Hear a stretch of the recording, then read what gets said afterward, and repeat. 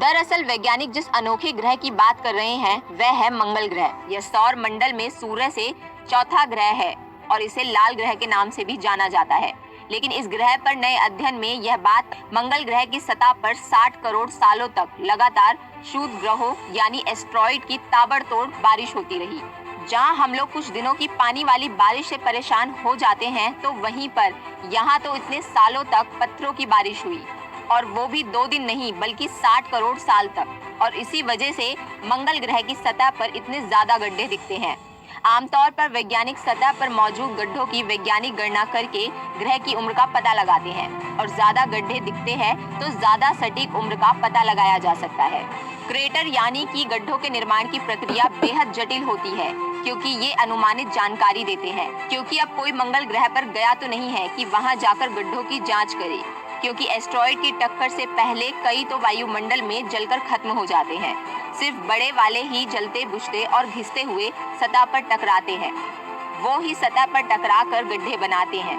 एक नई रिसर्च में वैज्ञानिकों की टीम ने न्यू क्रिएटर डिटेक्शन एल्गोरिदम की मदद से मंगल ग्रह के 521 गड्ढों की स्टडी की। इनमें से हर गड्ढे का व्यास कम से कम 20 किलोमीटर है, लेकिन सिर्फ 49 गड्ढे ऐसे हैं जो 60 करोड़ साल पुराने हैं। इनका निर्माण लगातार हुआ है और एक के बाद एक इससे पता चला है कि 60 करोड़ साल तक मंगल की सतह पर एस्ट्रॉइड्स की बारिश होती रही है।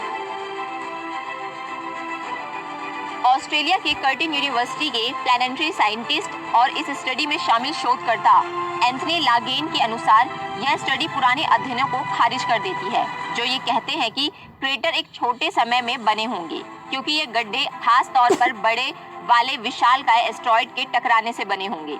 एस्ट्रॉइड टूटा होगा, वो टुकड़े प्रेशर से सतह पर आसपास गिरे होंगे, जिनसे अन्य गड्ढे बने होंगे। कुछ टुकड़े अंतरिक्ष में वापस निकल गए होंगे।